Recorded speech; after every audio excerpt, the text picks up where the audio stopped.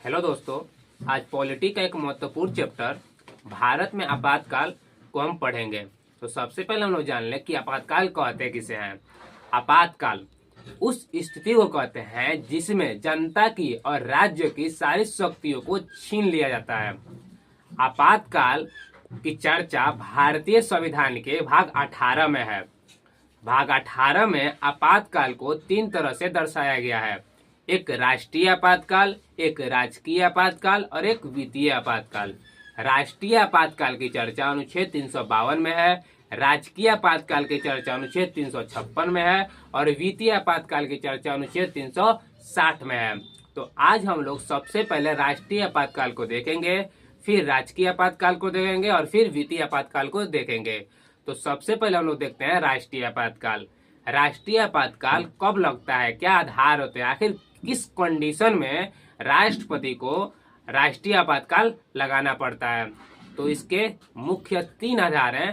पहला युद्ध, दूसरा बाह्य आक्रमण और तीसरा सशस्त्र विद्रोह। सशस्त्र विद्रोह अभी के संविधान में है, लेकिन इससे पहले सशस्त्र विद्रोह को आंतरिक अशांति था। अर्थात जो अभी के संविधान में सशस्त्र विद्रोह है, लेकिन इससे पहले सशस्त्र विद्रोह की जगह पर आंतरिक अशांति होता था।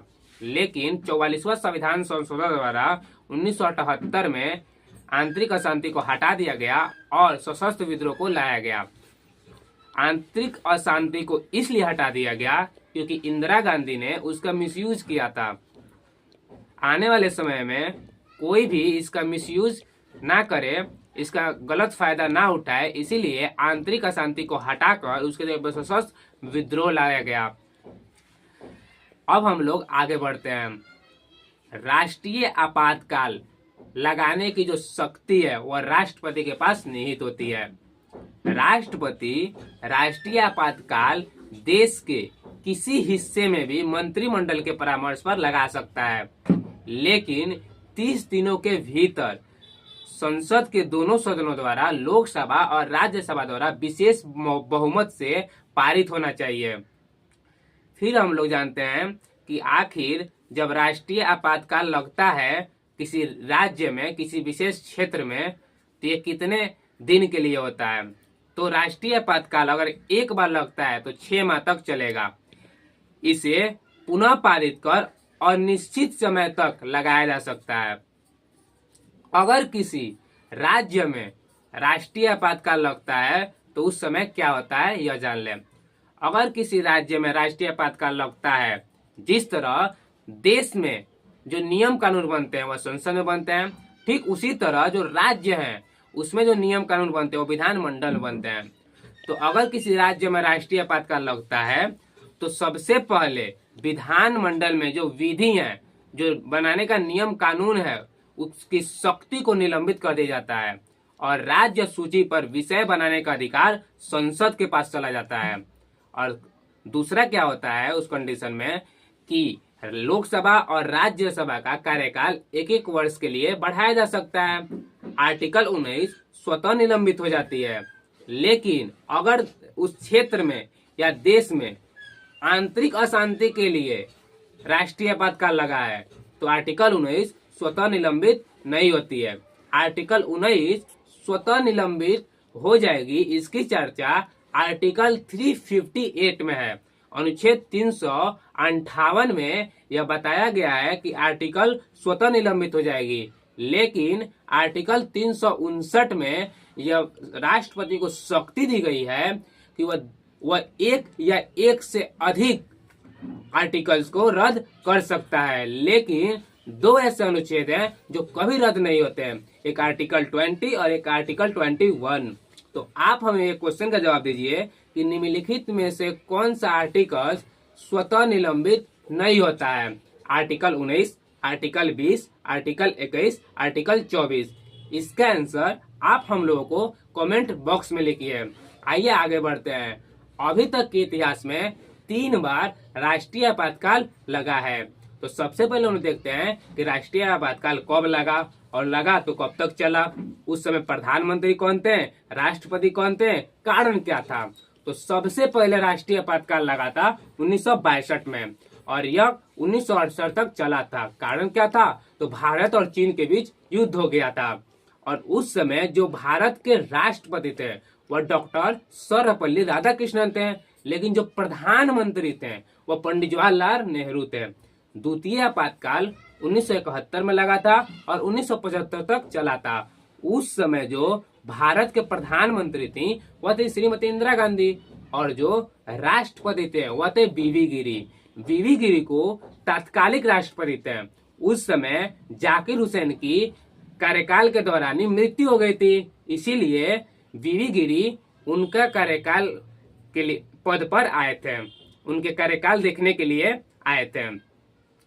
और फिर तीसरा जो राष्ट्रीय आपातकाल लगा था 1971 में लगा था, तो तीसरा आपातकाल लगा था और 1975 में लगा था और 1977 तक चला था।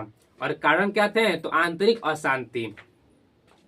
उस समय जो भारत के प्रधानमंत्री थे वह थे श्रीमती इंदिरा गांधी और जो राज्य राष्ट्रपति थे वह थे फखरुद्दीन अहमद। अब हम लोग राजकीय आपातकाल को देखते हैं। राजकीय आपातकाल की चर्चा अनुच्छेद 356 में है, यह हम आपको पहले ही बता चुके हैं। राजकीय आपातकाल कब लगते हैं, क्या कंडीशन होते हैं, किन आधार पर इसे लगाया जाता है, यह बताने से पहले हम आपको दो आर्टिकल्स के बारे में बताना चाहेंगे। एक आर्टिकल 355 और एक आर्टिकल 365।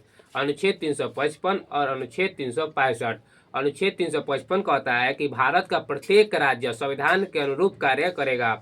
अनुच्छेद 365 कहता है कि भारत का प्रत्येक राज्य केंद्र सरकार द्वारा दिए गए निर्देश जो संघ सूची में है, संघ सूची में कुल 100 विषय है, उसका पालन करेगी। अनुच्छेद 355 और अनुच्छेद 365 अगर दोनों का जो हम आपको बता चुके हैं पालन राज्य सरकार नहीं करती है तो उस राज्य में राजकीय आपातकाल अर्थात राष्ट्रपति शासन लगा दिए जाते हैं। कभी कभी ऐसा भी होता है कि उस राज्य में बहुमत बराबर हो जाता है तो उस कंडीशन में भी उस राज्य में राजकीय आपातकाल लगा दिए जाते हैं। राजकीय आपातकाल अगर एक बार लगता है तो 6 माह तक चलेगा।